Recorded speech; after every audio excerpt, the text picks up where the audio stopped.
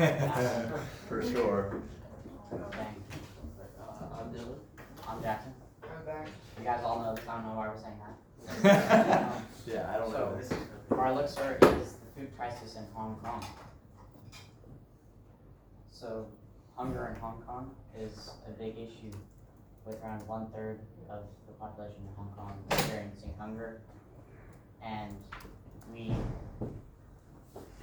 it's a pretty big issue, and it's kind of ignored in Hong Kong. We chose this issue. Well, we chose this issue because we were trying to think of many ideas, things we were passionate about, things we could do for Elixir.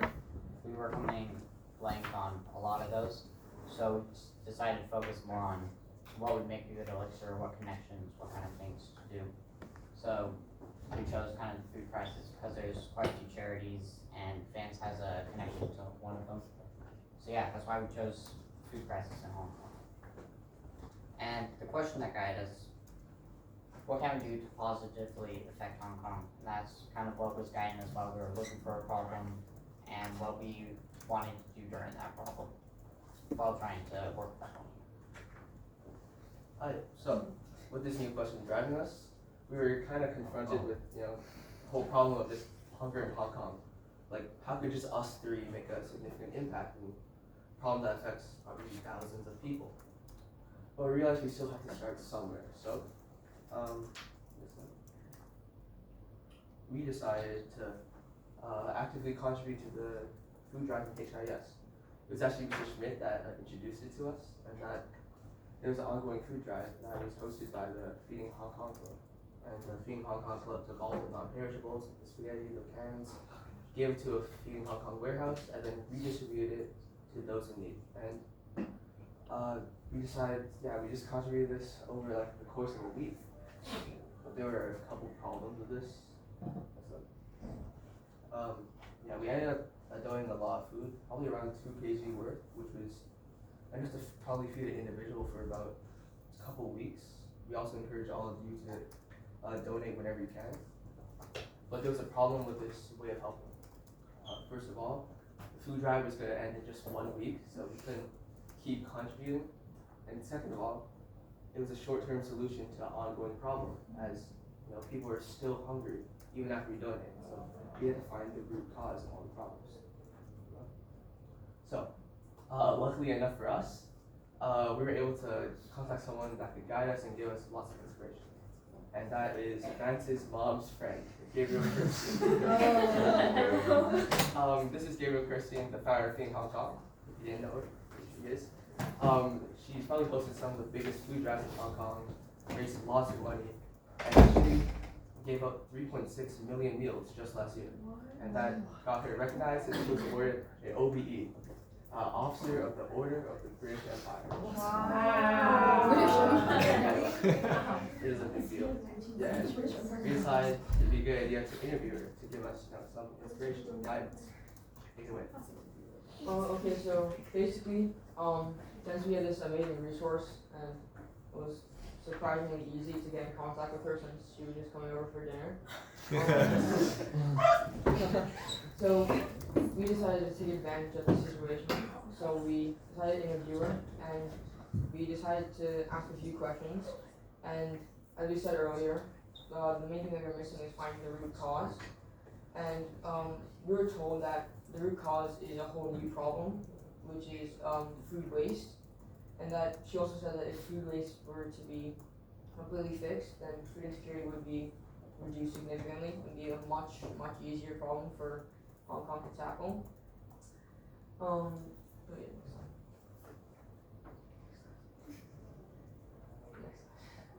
Okay, so after that we were told that food waste was the main source. We wondered where all the waste comes from in Hong Kong, but it doesn't really seem that there's that much.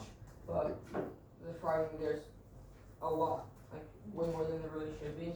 Around 8 million meals worth, every single day ends up in our landfills. But the most surprising piece of information that she told us was that most of the food waste does not come from corporations or companies or food distributors. in our restaurants is actually just the citizens, just normal people like you and me, that are probably the majority of the waste. And we wondered why, because we don't feel very wasteful. We don't feel like we're throwing that much food away every single day. But even if you don't feel like that, apparently, yes, we once 7.5 million people waste all their food every single day. Yeah, it really adds up. And so then we wondered, well then why? Why are we throwing away so much food?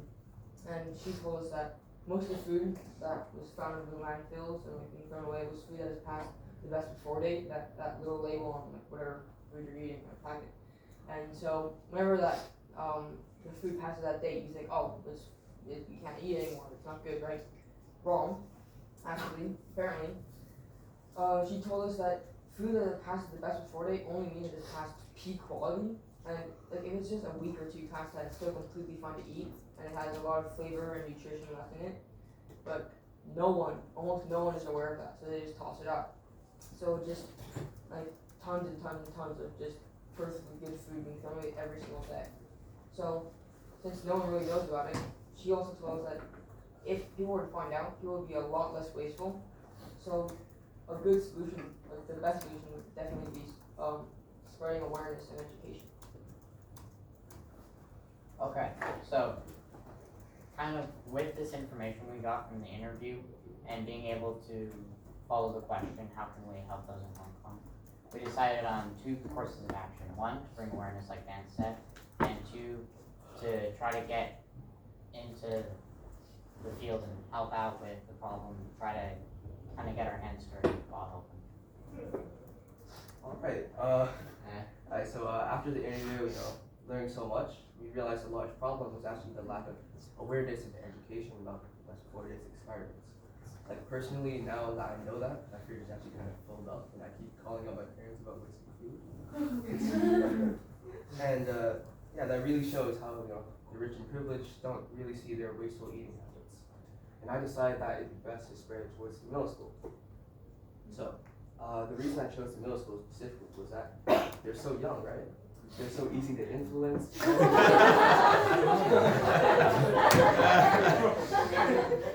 So gullible. Yeah, and in the future, they're probably the ones that are going to be those influential and making the big decisions in society here in Hong Kong. So, yeah, it was great just talking to the kids. It was especially easy because Vance actually tailored a personal comic book to their age group. And it just really got them excited, and they got really engaged in the presentation, which really went well. And we just talked about, summarized what the founder said, how the expiry dates and the super dates diverge. I tried fitting in everything that I learned from the interview into a 3-page comic book, which was not easy, but it was fun, and it ended up turning out well. So. Okay, and the next was actually helping out. So we went on a bread run last night. So we went on a bread run with Kevin and his Elixir project. He was able to host one because he started the planning a bit earlier. So we kind of tag teamed on that one. And we were able to go out. We went to 2 different restaurants, took MTR, traveled around, picked up quite a lot of food actually. There's 3 of these. And we went to the warehouse and we were able to interview one of the Feeding Hong Kong workers there. And Charles was doing the interview, so I was just listening in, but I was very surprised by how much he cared about the topic, this worker. He actually found a connection to it, and even though he wasn't directly connected to it, he had a passion for it, and that's why he was working there, finding the drive to help out and to distribute and to be able to collect the donations and to kind of spend almost every day doing that. And that really inspired me personally. But yeah. And bread run, it was fun, we had some fun. But also when we went to the warehouse, being able to see how much food they were collecting and still knowing that wasn't enough to help solve the problem was kind of a sad experience. Yeah, I just want to mention, we only went to 2 3 like little tiny bakeries over the course of like 3 hours, and this was all the food we got. We got like filled like 4 whole bags of food, and it's just so crazy to me that there's so much food waste in Hong Kong. Just wanted to mention that.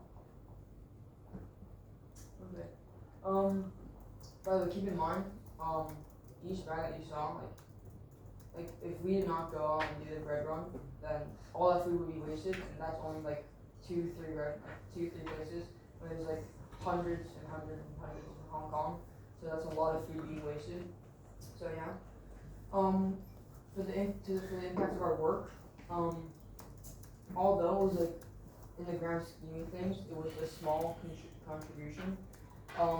I still feel like we made our mark because we did directly tackle the best solution, that is like giving education, and teaching like the young is the best way to do this, and they're very easily influenced, as Dylan said, since at that age, personally, I'm like, what I can remember from when I was in 6th grade, whenever there's a high school figure pass by, you immediately think that they're like really cool.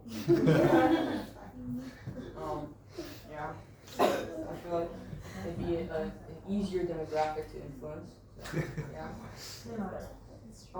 Also, we felt proud because we were also able to target the secondary contributors to food security, such as waste produced by restaurants.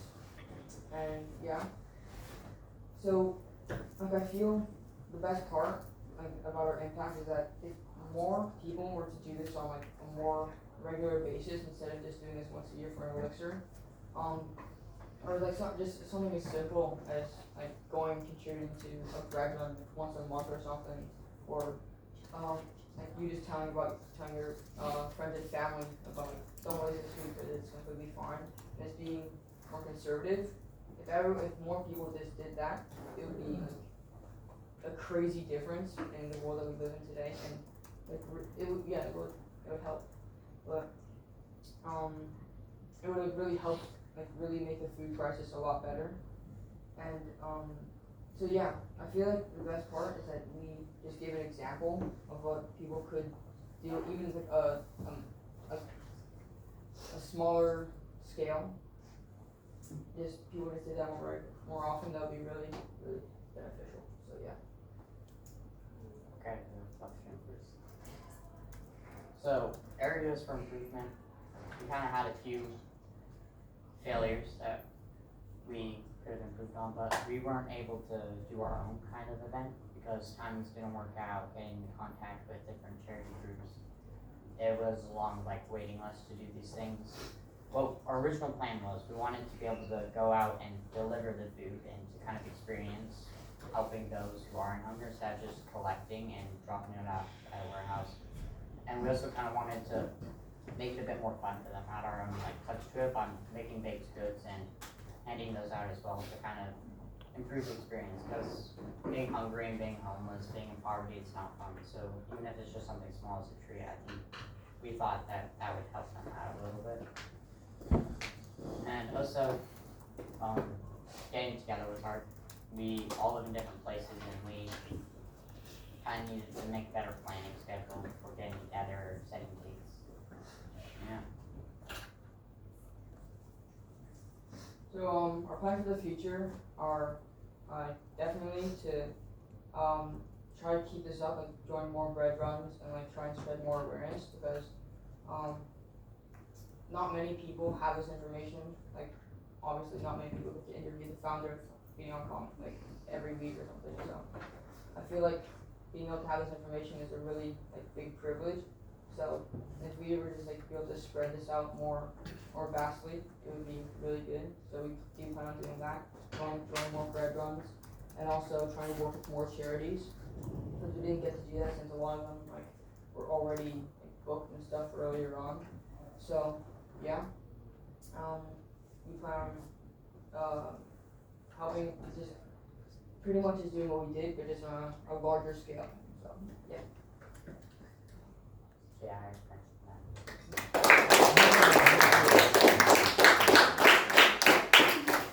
Okay, time for a couple questions.